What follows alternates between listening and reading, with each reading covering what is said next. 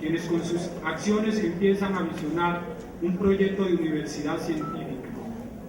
Antes, queremos hacer una reflexión de país. La Universidad Santiago de Cali es un puñado de lo que es Colombia, de nuestra diversidad étnica, cultural, que está representada en la raza y el pensamiento de sus dirigentes, profesores y estudiantes.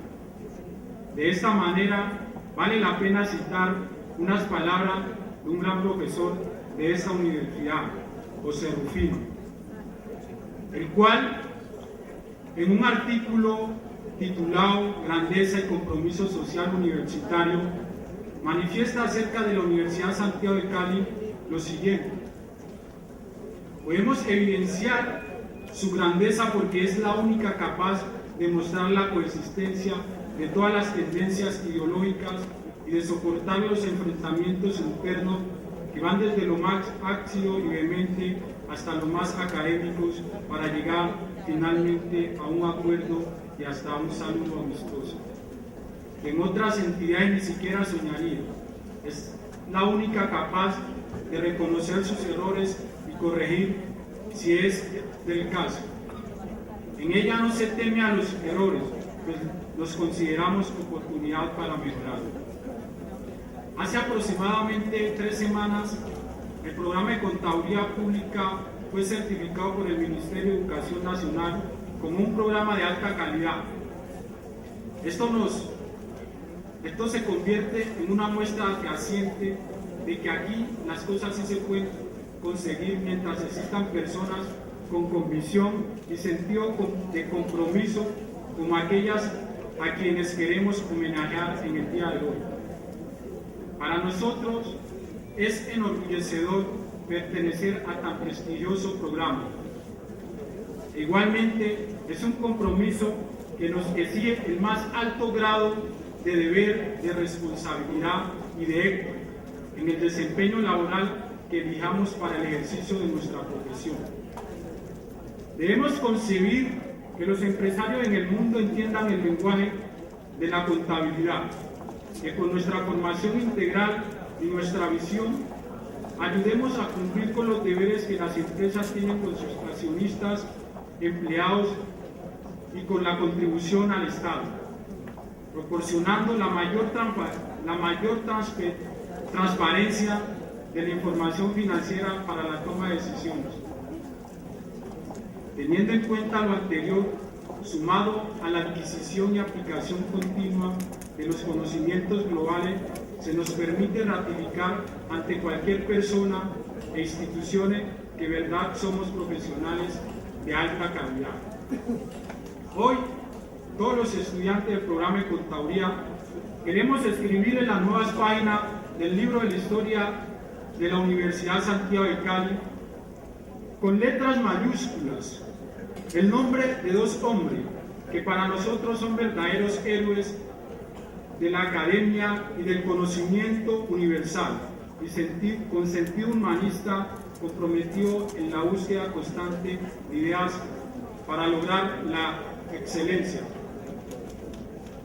Por ellos queremos invitar acá a uno de esos grandes hombres, al decano de la Facultad de Ciencias Económicas y Empresariales, el doctor Eber Mosquera Hurtado. Por favor.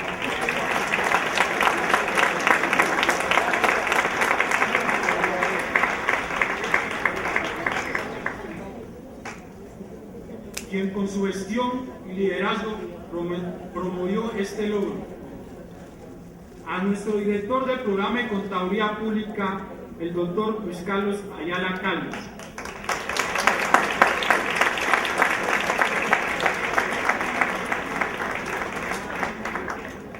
Un gran líder, un hombre que siempre está atento a las voces de nosotros, sus estudiantes.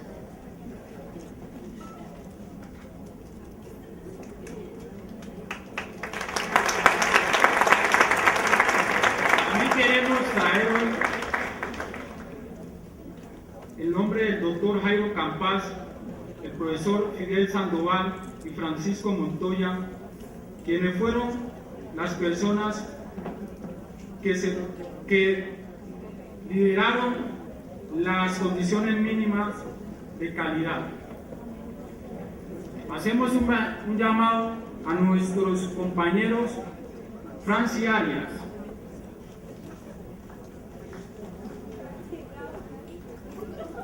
Lina Mateus y Augusto Cuellar, quienes con sacrificio y disciplina hicieron parte de este grupo de apoyo.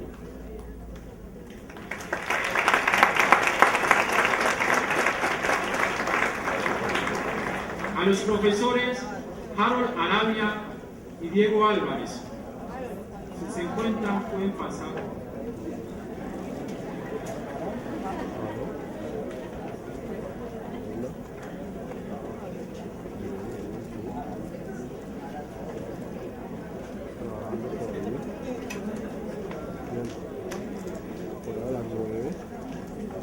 No hay media, vamos para 9:30, 10. Hoy, los estudiantes de Contaduría Pública, como primeros beneficiados de esta connotación histórica de alta calidad, queremos ante todos ustedes, los aquí presentes, y ante quienes nos ven y escuchan por los diferentes medios de comunicación, hacer un reconocimiento y agradecimiento especial a ustedes, quienes con su esfuerzo, sacrificio y voluntad hicieron posible la unificación de la citada certificación. Queremos manifestarles que son ustedes verdaderos vencedores porque nunca desertaron y que ante nosotros son grandes porque en su actuar prima el servicio a todos.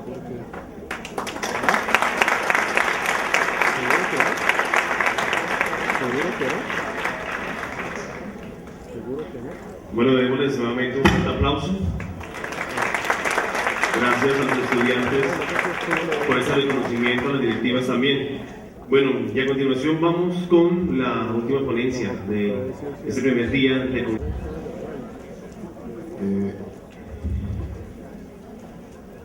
La idea de que un psiquiatra les hable en un congreso de economía sobre ética y compromiso social en el conflicto armado obedece a que de pronto en la rama médica lo más cercano a la visión integral de sociedad y de comportamiento humano lo tiene un psiquiatra. A nosotros nos toca considerar todos los aspectos relacionados o que direccionan el comportamiento humano y en ello la incidencia del entorno de las personas, del entorno con las personas.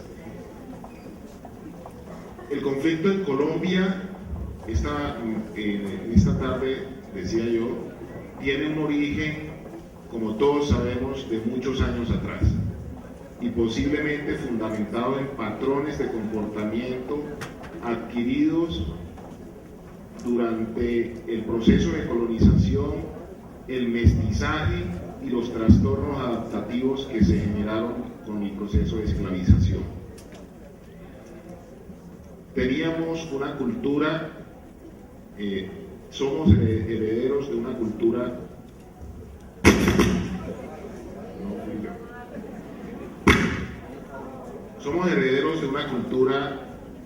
feudal por el lado de España, un comportamiento propio del grupo étnico indígena y un comportamiento adaptativo de la población que fue traída del continente africano para trabajar al servicio de los colonizadores españoles.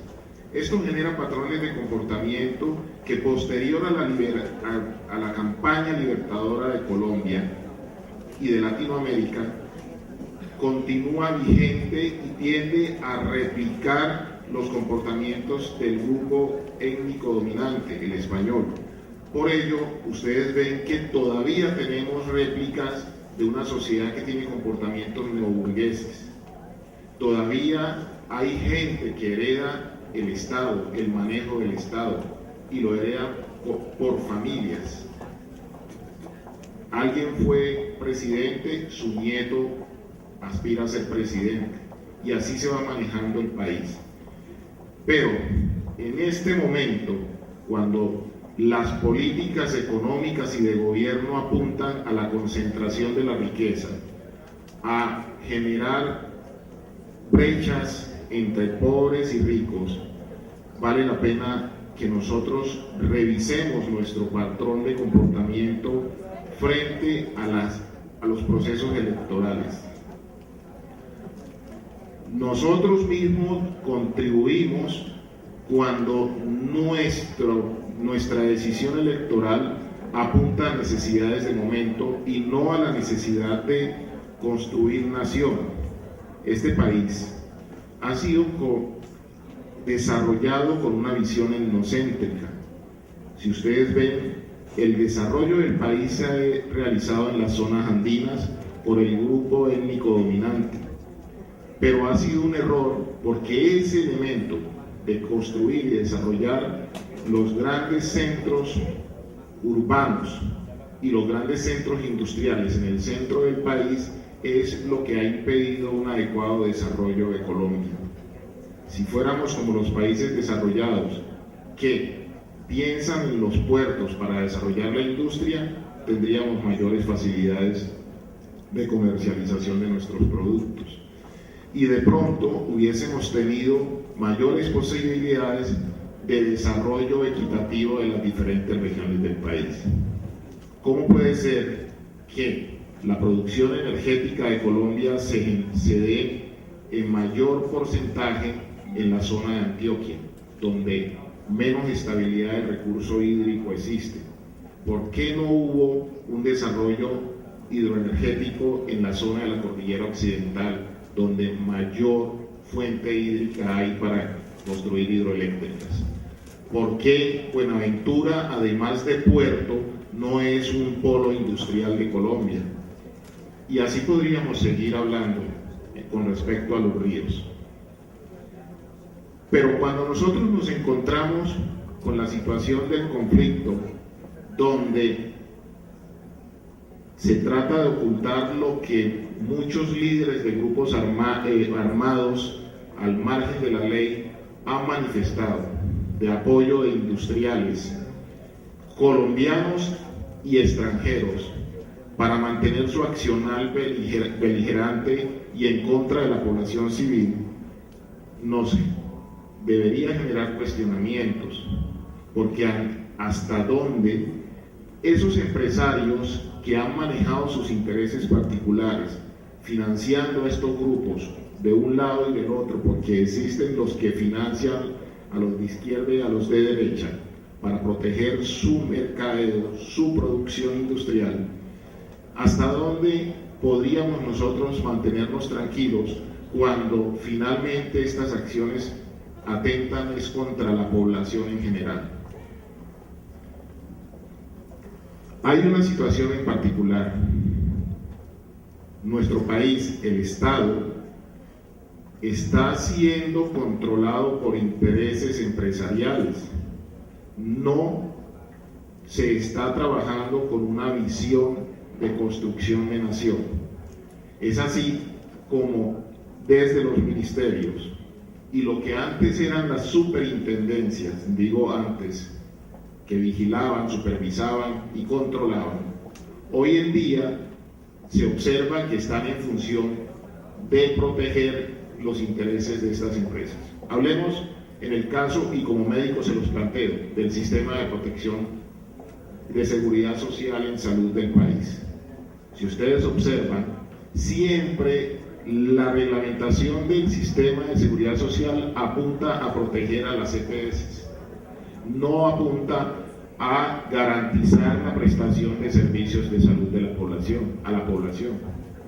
Y es así como hoy actores armados, como los soldados, cuando presentan algún tipo de alteración mental, algún tipo de trastorno como el trastorno de estrés postraumático, antes que recibir una atención adecuada y asegurarse la atención en el futuro de esas personas, ve uno la tendencia a ser expulsados sin garantizarles la seguridad social. Y esas personas son las que hoy estamos viendo que se suben a puentes peatonales armados con granadas o se toman bancos para protestar y exigir se les garantice el servicio de salud, al menos. Pero cuando ellos hacen ese tipo de acciones, son condenados a 15 años por terrorismo, sin haber tenido en cuenta qué tipo de alteración tenían cuando fueron dejados desprotegidos, siendo miembros y protectores de los intereses del Estado. Yo pienso, y estoy hablando como persona, como psiquiatra, sin involucrar las instituciones con las que trabajo, pero yo pienso que de alguna manera debería primar el interés de la protección de la población colombiana. Y esto, en el contexto de este Congreso Económico, vale la pena reiterar que va en función de asegurar la productividad del país. Si nosotros no garantizamos que los actores del conflicto, soldados, guerrilleros, paramilitares, al dejar de ser actores, tengan tratamiento cuando tengan trastornos mentales, enfermedades, o cuando se reinserten, tengan una reorientación vocacional, tengamos presente una cosa: lo único que ellos saben es el manejo de las armas. Y aun cuando lleguemos a procesos de apaciguamiento, a procesos de exterminio militar de esos grupos al margen de la ley, seguirán apareciendo grupos de delincuencia común o nuevos grupos armados, porque aquí no se está trabajando en función de generar equidad social, oportunidades de producción y a la vez oportunidades para estos actores actuales armados de reinserción social con reorientación vocacional. No basta con programas paternalistas de pago de 1, 2 millones de pesos por haberse reinsertado, sin habérseles dado la oportunidad de reorientación vocacional y a la vez de participación laboral en empresas privadas y en empresas del Estado. Este alertamiento lo hago yo continuamente en mis intervenciones en público, independiente de que sea calificado como anti-gobierno o anti cualquier cosa o subversivo, porque ese es el otro problema que tenemos en el país. Hoy, disentir, cuestionar al gobierno da la oportunidad de ser calificado y de ser parte de los desaparecidos del país. Yo hago el llamado, porque si nosotros como sociedad civil seguimos haciendo el juego a los intereses belicistas, armamentistas del país, vamos a tener en el futuro grandes problemas con esa población de actores armados que hoy no están siendo intervenidas adecuadamente. Si ustedes observan, la red de servicios de salud mental de este país es la red más débil que existe en el sector salud. Y si ustedes observan los recursos que hace algunos años, por allá en el 2002, 2003, existían para invertir en salud mental, fueron destinados a un estudio que terminó en un muestreo, como igual terminó el Censo Nacional de Población, muestreo. Un muestreo que recoge de manera inadecuada las estadísticas reales del país. El muestreo en salud mental fue hecho en los principales centros urbanos, hasta donde la información que presenta de morbilidad y enfermedad mental es real. Ese recurso debió haber sido utilizado en el fortalecimiento de centros regionales para la atención de la población civil y a la vez haber fortalecido el vínculo de esos centros de atención con las universidades para facilitar la intervención de la población afectada por el conflicto. Es muy importante tener presente que si hoy no actuamos en función de la recuperación, de la rehabilitación, de la reorientación vocacional de los actores armados del conflicto y de la rehabilitación o tratamiento de la población víctima del conflicto, vamos a tener serios problemas en el futuro y se va a convertir en un círculo vicioso la producción de Colombia.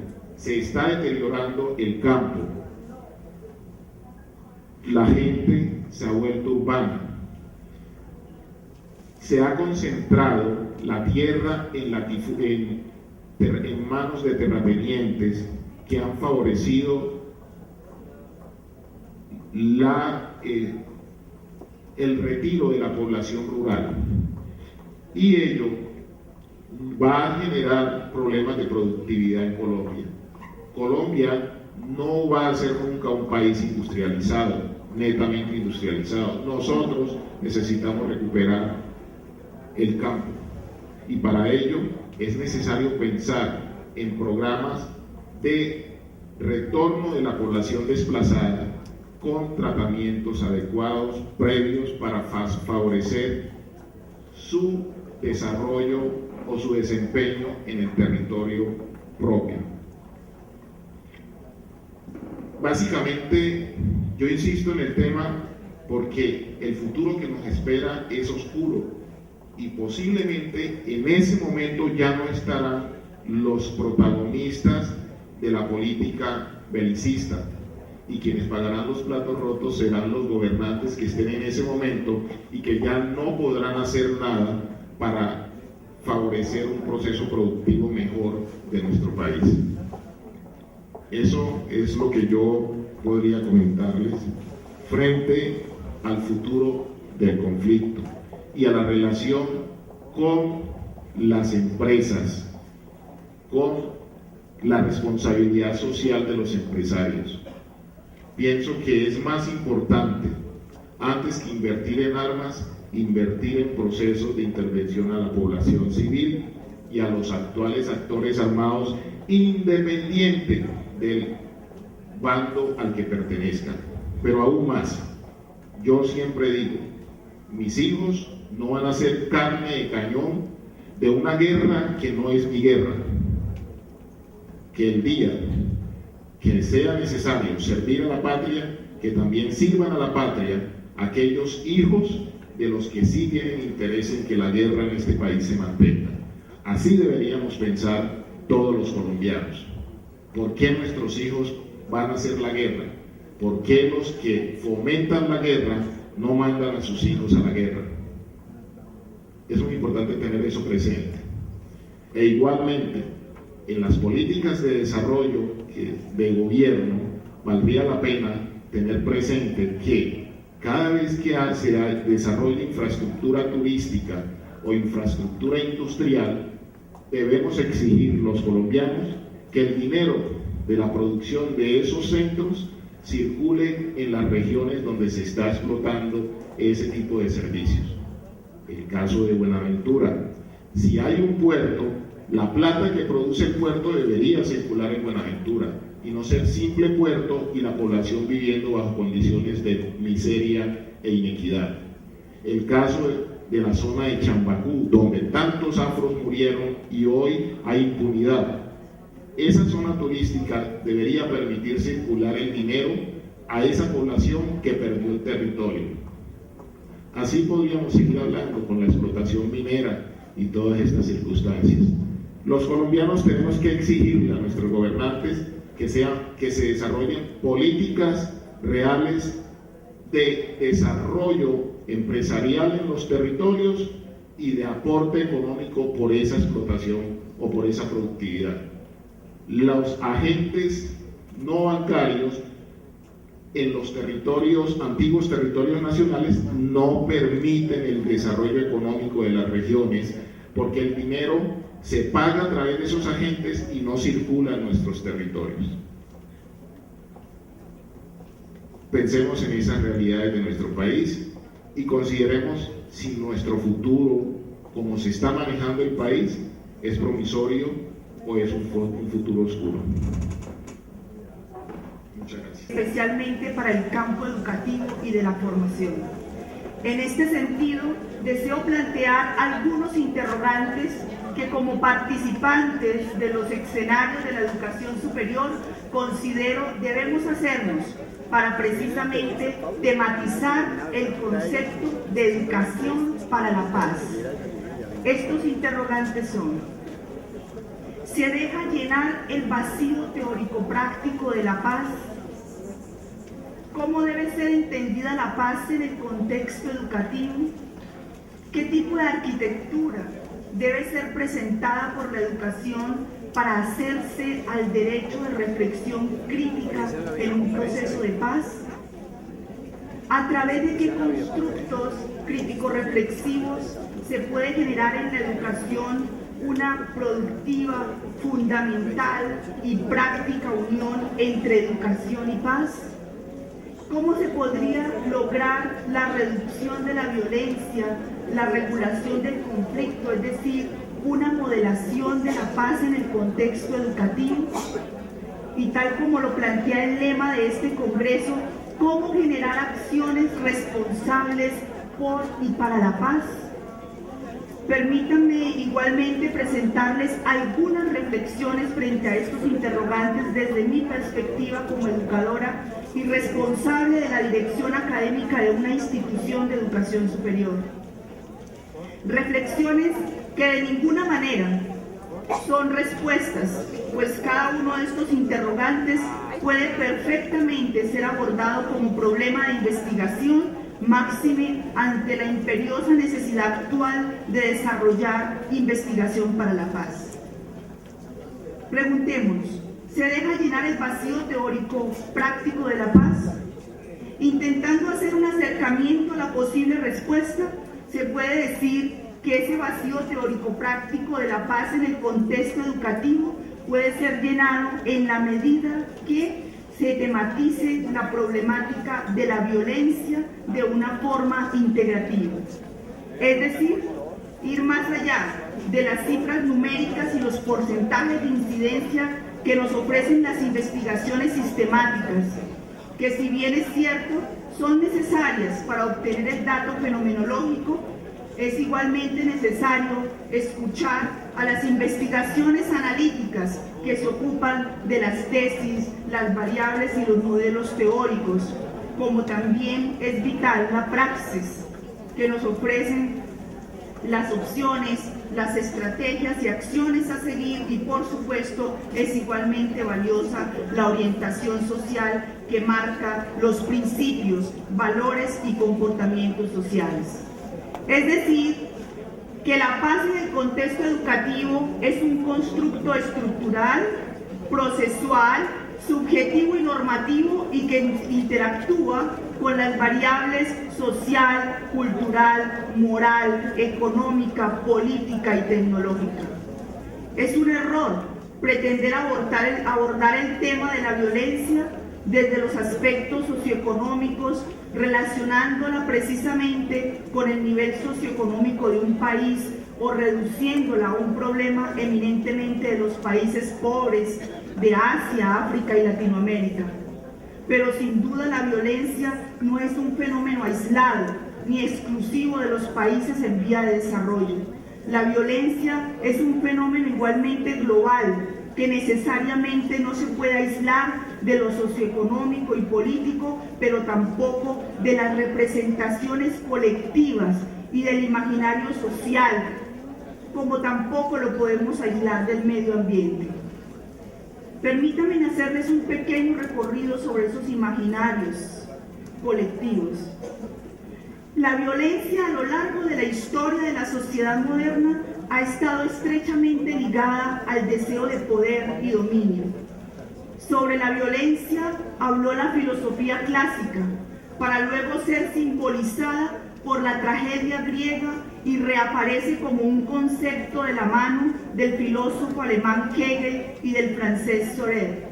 Este último le asigna la categoría de carácter ético y a quien la protagoniza de héroe, para que a comienzos del siglo XX la veamos ejecutada por Karl Marx y Friedrich Engels como violencia revolucionaria. Pero igualmente la violencia ha estado ligada a las sociedades primitivas y a lo ritual. Ella ha sido también mitificada. Se le ha asignado la categoría de lo sagrado.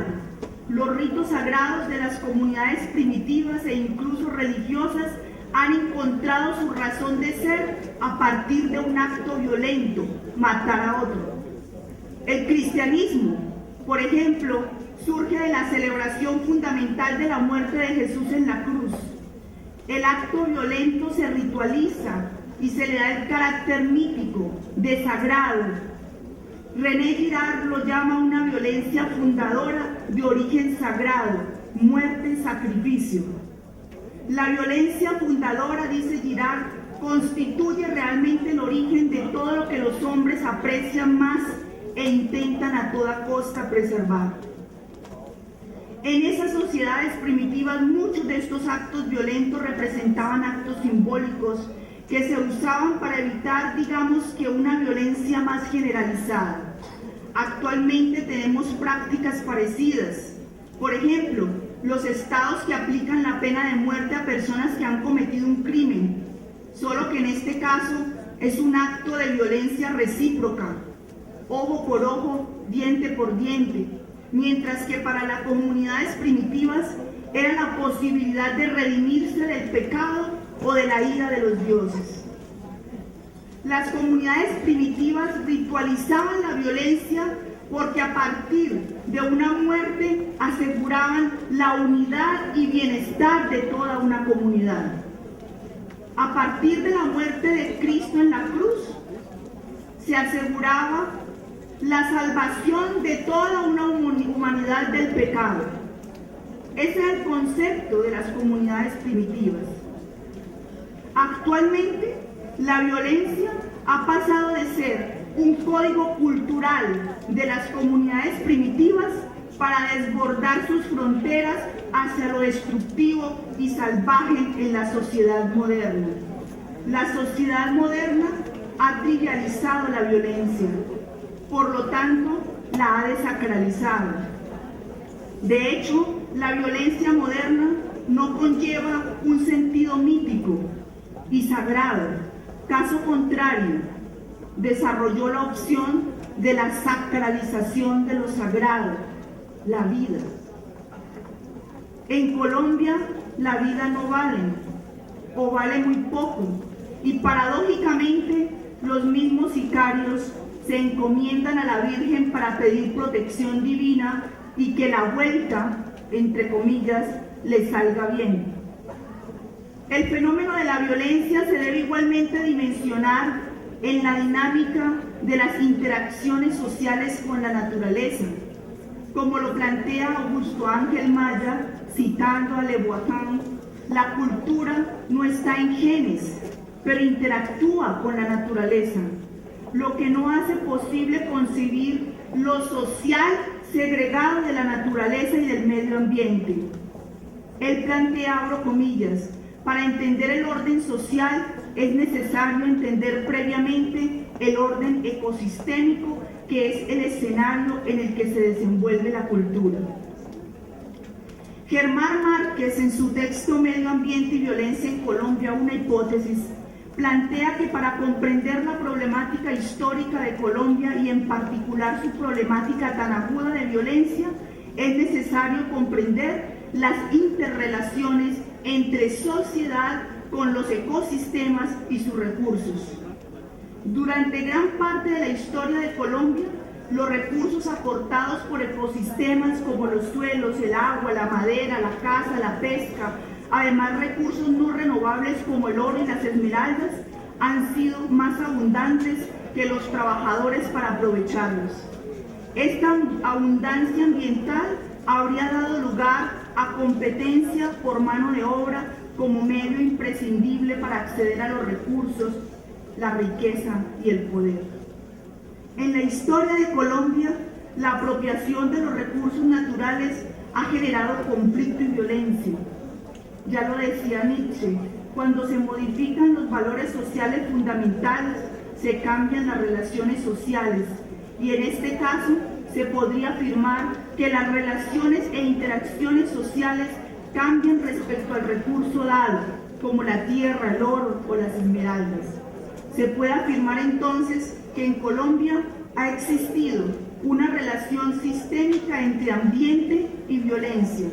Como antecedentes tenemos los orígenes de los grupos de autodefensa campesinos, la guerrilla de los grupos paramilitares como fuerzas armadas al servicio de intereses sociales y privados, que han ejercido una especie de control territorial y control de la producción agrícola en las zonas de conflicto, sembrando coca, soportado sobre el narcotráfico y utilizado para fortalecer y vigorizar sus grupos, lo que además ha generado y sigue generando violencia, exclusión, marginalización de los sectores sociales, siendo las mujeres, los niños y los jóvenes los más afectados. Como comprenderán, para hablar de paz es necesario que tematicemos la violencia, y para tematizarla hay que ir más allá de lo fenomenológico. Tenemos que mirar cuáles son los imaginarios colectivos que tenemos de lo que significa violencia, y tenemos que relacionarla con lo ambiental. Eso es lo que he querido hacer en este pequeño recorrido, para que nos centremos a la segunda pregunta: ¿cómo debe ser entendida entonces la paz en el contexto educativo? Les decía que para llenar ese vacío teórico-práctico de la paz se hace necesario abordar la problemática de la violencia para tematizarla, precisamente porque la violencia ha sido objeto de estudio como un fenómeno independiente, y para enfrentarla se requiere incorporar una comprensión más amplia, se requiere de una aproximación más compleja a esa problemática que no se centre tan solo en lo fenomenológico, sino en una perspectiva holística que afecte los distintos espacios en que se desenvuelven sus actores. En este mismo sentido, la paz debe ser entendida como una actuación comunitaria dentro de un orden democrático y una seguridad colectiva. ¿Y qué tipo de arquitectura entonces debe presentar la educación para hacerse al derecho de reflexión crítica en un proceso de paz? Decía que la paz debe ser entendida como una actuación comunitaria dentro de un orden democrático y una seguridad colectiva. En este sentido, la educación, para ganarse ese derecho a la reflexión crítica en un proceso de paz, debe presentar una estructura participativa e incluyente. Y en el medio de la educación superior debemos hablar de universidad inclusiva. Por ahí empieza nuestro compromiso con esa reflexión crítica en un proceso de paz. ¿A través de qué constructos críticos reflexivos se puede generar en la educación una productiva, fundamental y práctica unión entre educación y paz? Para mí el constructo básico es la educación dimensionada como un ejercicio local, pero igualmente con una responsabilidad comunal. Y no solo a nivel regional, sino también a nivel nacional e internacional. La educación para la paz, es decir, la educación para la inclusión y la no violencia, requiere de una estructura y una red comunal conjunta, preventiva e interactiva. ¿Y cómo se podría entonces lograr la reducción de la violencia, la regulación del conflicto? Es decir, ¿cómo podemos lograr una modelación de la paz en el contexto educativo? Considero que se puede hacer a través de estrategias holísticas centradas en esa acción comunitaria. En la medida en que nosotros podamos reconocer la otredad, que ya no hablemos de un yo, de un tú, de un él, sino que empecemos a relacionarnos como un nosotros. Eso permite hacer de la educación un compromiso de todos, es decir, un compromiso de ciudadanía, donde la comunidad civil reciba formación política, cultural, actividades de ocio, trabajo social juvenil, formación familiar, ubicación laboral y asistencia judicial de ser necesario. Cuando hagamos de cada una de las ciudades de nuestro país ciudades educadoras e incluyentes que retomen el valor fundamental y sagrado como es el respeto por la vida. Ese era el mensaje que quería dejarles. Declaro abierta esta sesión. Bienvenido a nuestro Colegio Español. Muchas gracias. Yo creo que son mayoritariamente caras femeninas las que veo. Desde hace un tiempo la Real Academia de la Lengua Española admite el uso del femenino como valor de neutro cuando la mayoría de la asistencia es femenina, con lo cual, para valorarme en todas y todos, compañeros, compañeras, teniendo en cuenta que tenemos muy poco tiempo, voy a utilizar el femenino. que no se sientan dolidos los varones de la sala. Es gramaticalmente es correcto. Bien, pues muchas gracias a la Universidad de Santiago de Cali. Yo estoy francamente entusiasmado y muy contento de que me hayan permitido el honor de estar aquí presente. Yo creo que el honor es por muchas razones, lo hablaba con la vicerectora hace unos minutos, esencialmente por el perfil de estudiantes. Yo creo que todo docente, todo profesor, nuestro principal premio es ver las caras de satisfacción que yo estoy viendo en este momento en la sala, que estoy viendo ayer durante toda la jornada, ¿no? Rigoberta Menchú lo comentó en su exposición y tiene toda la razón. Sigan manteniendo esa alegría y esa ilusión, porque yo creo que es también un elemento esencial para conseguir la paz y acabar efectivamente con la violencia. Gracias a la universidad, al decano, al rector, a la vicerrectora y a todas las personas, a todos los estudiantes que nos están ayudando, a los ponentes a caminar y a no perdernos, porque la verdad es que nos están tratando estupendamente. Así que muchísimas gracias a todas esas personas que están dedicando el tiempo para echarnos una mano, ¿no?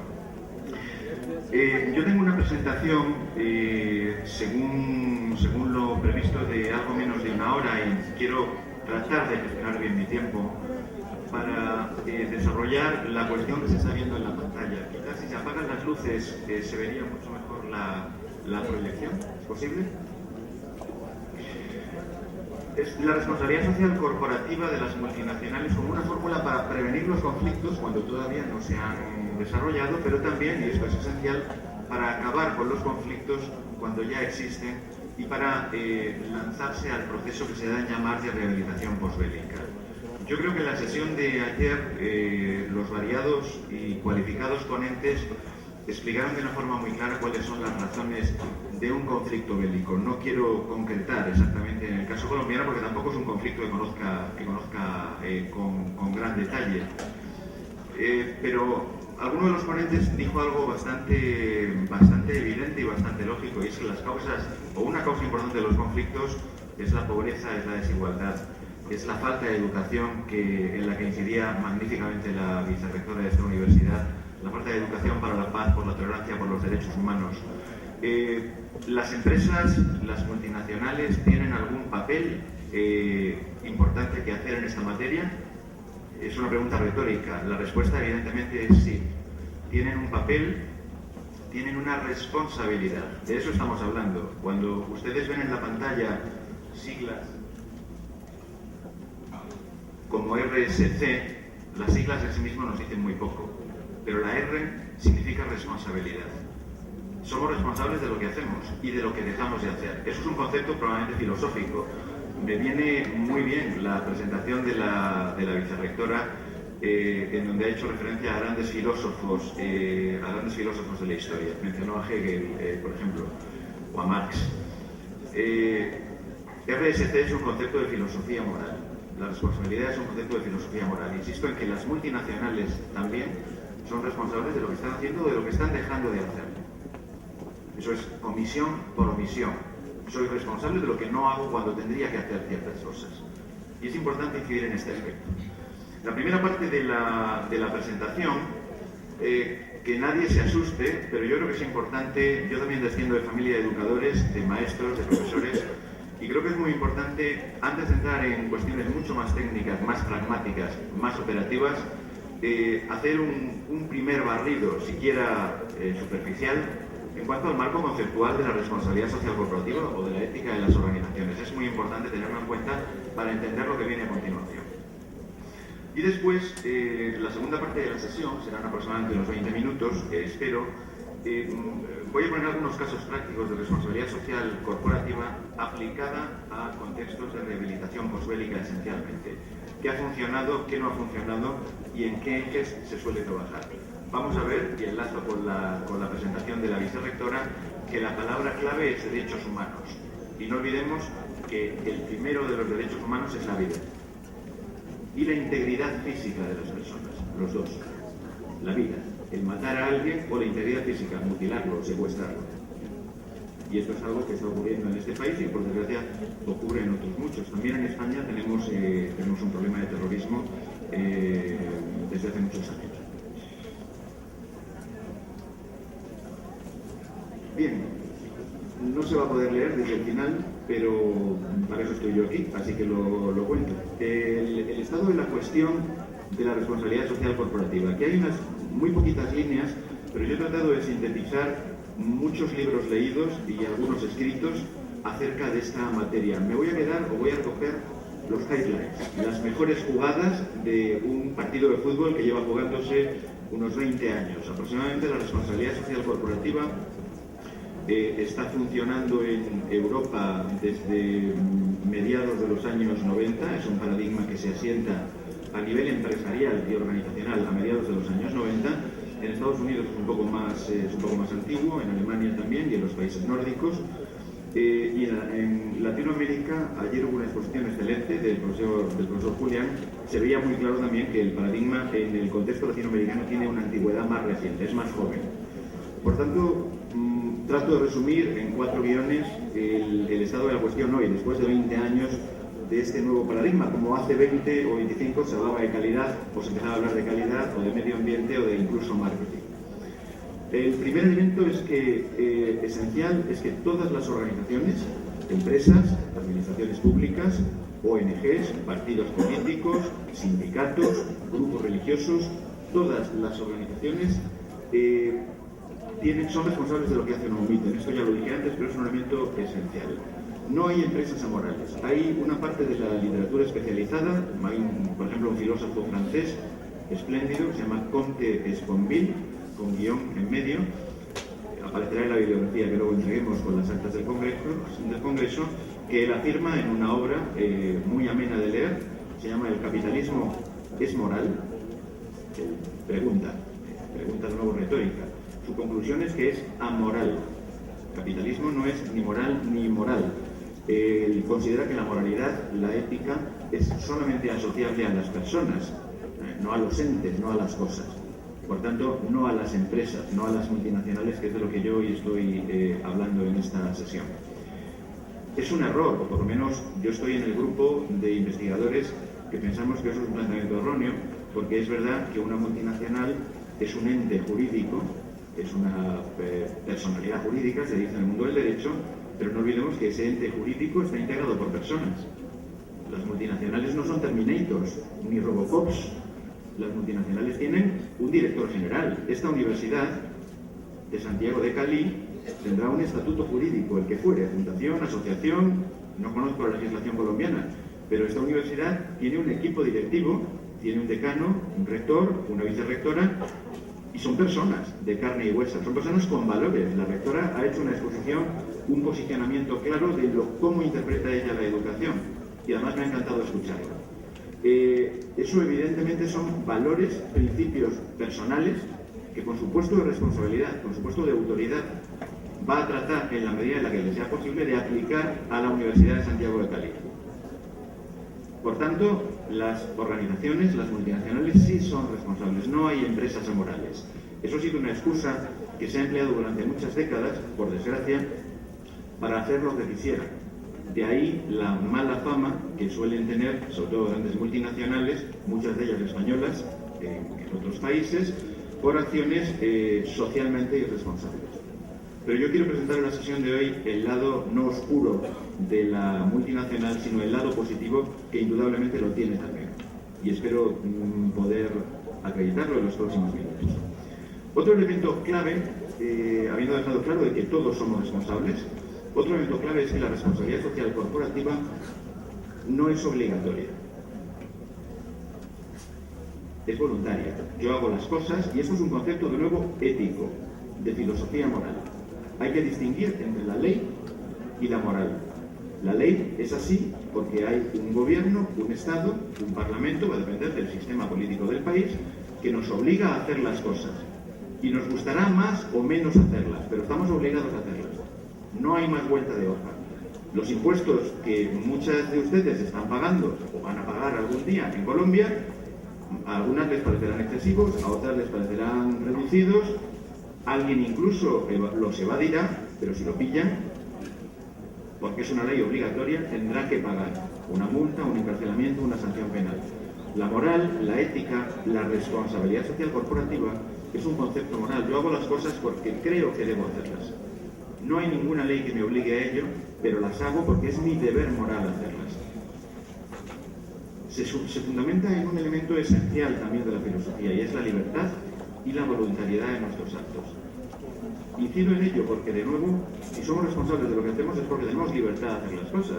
Si a mí en este momento alguien me amenaza con una pistola para que insulte al público, yo no soy responsable moralmente de mi grosería, porque he perdido la libertad. Alguien me está amenazando con un arma para que haga algo que yo, en libertad, como tengo en este momento, no hubiera hecho. Sería a lo mejor responsable penal, si eso fuera un delito en este país, pero no moral. No sé si esto es un concepto que queda claro, pero es esencial para lo que quiero explicar a continuación. Y soy responsable porque no solo hago las cosas con libertad, sino porque tengo una voluntad de hacerlas. Si las hago en estado de somnolencia, dormido, incluso drogado por alguna sustancia, no tengo voluntad de hacer daño, no tengo voluntad de hacer mal a una persona, y por tanto no soy responsable moralmente. De nuevo, distingo entre la ley y la ética. Tendría a lo mejor una responsabilidad legal, tendría que pagar por el daño que he hecho, pero mi intención no era hacer daño. Conceptos de responsabilidad muy básicos. Esto requiere mucho tiempo para explicarlo con detalle, y hoy el tiempo es el que es y tengo que ceñirme. Otro elemento esencial del estado de la cuestión de la RSC. ¿Qué es responsabilidad social? ¿De qué respondo? ¿De todo lo que hago? Bueno, hay un acuerdo en la investigación y en la literatura especializada, ya hay bastante bibliografía, lo verán al final en la extensa bibliografía que les entregaré. Hay tres grandes bloques de derechos protegidos. El primero de ellos son los derechos medioambientales, el impacto que pueden tener las multinacionales en el medio ambiente, en el más inmediato, en nuestro barrio, en nuestro río, en nuestras montañas, en nuestro país, pero es que también hay un problema de los problemas medioambientales causados por países vecinos. En Europa tuvimos hace unos años un problema terrible con la central de Chernobyl, en Ucrania, cuando aquella central, su generador estalló y produjo una de las contaminaciones más graves de la historia europea reciente. Bueno, que el problema hubiera sido en Ucrania, a efectos de contaminación, no tuvo ningún impacto. Quiero decir, se extendió al resto de Europa, llegó a Noruega, llegó a España, llegó a Italia. Por tanto, somos responsables de lo que hacemos no solo en nuestro país, sino pensando lo que puede ocurrir en países vecinos y también en generaciones venideras. Es un elemento esencial, sobre todo con el medio ambiente.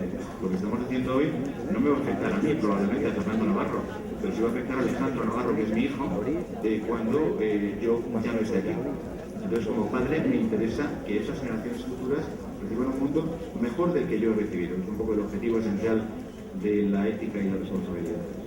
Segundo bloque de derechos protegidos, los derechos sociolaborales. Ayer uno de los ponentes tuvo una excelente presentación en donde desarrolló muy bien el impacto que tiene la responsabilidad social de las empresas en la competitividad y el impacto que tiene dentro de una buena y adecuada gestión de recursos humanos. Los derechos sociolaborales, luego los vamos a ver con un poquito más de detalle. Y finalmente, lo dejo para el final, siendo en mi opinión, sin duda, el más importante, los derechos humanos. Luego entraré con un poco más de detalle en esto. Otro elemento básico, la importancia del diálogo. Ayer se habló muchísimo y es un elemento, lo hablaba también con su vicerrectora hace unos minutos, que a mí me ha impresionado gratamente. Ayer hubo aquí ponentes con ideas totalmente contrapuestas que las expresaron con una vehemencia absoluta y con una claridad meridiana. Pero fueron todos ellos muy dialogantes. Eso es un elemento, es un síntoma de civilización. Es un síntoma de responsabilidad por parte de los ponentes, pero también por parte de la audiencia, por parte de todas ustedes. No hubo silbidos, no hubo abucheos, no hubo gritos. En algún momento yo pensé que podría llegar a ocurrir. En mi país habría ocurrido. De nuevo es un síntoma también de responsabilidad, de madurez y de educación. Importancia del diálogo entre todas las partes, la ética dialógica, luego lo vemos también. Y luego la rentabilidad de la ética. Esto es un elemento, estamos hablando de empresas, no de ONGs, ni de organizaciones religiosas, ni de cosas por el estilo. Una empresa se monta para obtener beneficios y para ganar dinero, eso es legítimo. No a cualquier costa. La ética, la responsabilidad social corporativa, los estudiosos, yo llevo unos 15 años trabajando en esta materia, tenemos claramente comprobado que una conducta ética, una conducta socialmente responsable, no solo es buena para nuestro entorno, en esa protección de derechos humanos, de derechos sociolaborales y de derechos medioambientales, sino además es rentable para la empresa. Va a ganar más dinero. Un ejemplo clarísimo de que todos ganamos. Y eso hay que transmitirlo, eso hay que venderlo bien. Yo estoy hoy aquí con esa idea porque este aforo es de unas 2.000 personas, muchas de las cuales van a estar trabajando en empresas algún día, es posible que en puestos directivos. Pues tengan ya presente esta idea. Esto es muy joven todavía, es un niño recién nacido, a efectos de una visión histórica de la organización. Pero está en sus manos el empezar a aplicarlo en aquellas organizaciones en las que empiecen a trabajar, sean empresas, universidades, organizaciones humanitarias o partidos políticos. Me voy a saltar a Aristóteles, que es ese señor que ven ahí con la cara de piedra y barbado, pero es un concepto muy clásico, es el in medio virtus, que se traduciría del latín al español como en el término medio está la virtud, o el justo medio, que es el nombre que se emplea en filosofía moral. Él planteaba un elemento que me parece que es muy, muy importante cuando se trata de negociar, se trata de dialogar, y de esto se ha hablado también mucho en la sesión de ayer. En el término medio, él figuraba, esto lo tiene la ética en Nicómano, un libro clásico de filosofía moral, el primer gran libro de filosofía, uno de los primeros grandes libros, en donde él describió una colina, una montaña, que es ese arco que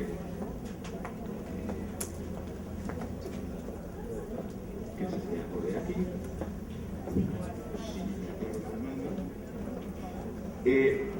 Y decía que a los extremos de la colina, lo que vemos en la parte baja, con puntos suspensivos, es lo calificado de vicios, de malas acciones, lo que hoy diríamos acciones socialmente irresponsables. Y situaba en la cima de la colina, por eso in medio virtus, del latín, por eso en el término medio está la virtud, en lo alto de la colina, él solía ubicar las virtudes. He utilizado, de los muchos ejemplos que en su libro emplea, el de la valentía, es un concepto muy asociado a un conflicto bélico también, porque me parecía que era clarificador para la sesión de hoy. Y él, hablamos de la sociedad, Aristóteles fue el maestro de Alejandro Magno, fijaros qué lujo de profesor, ¿no? Y fijaros también qué lujo de militar en aquellos tiempos, llegó desde Macedonia hasta el Indó, en la India. Aristóteles situaba como un vicio, juzgaba como un vicio la temeridad, la imprudencia.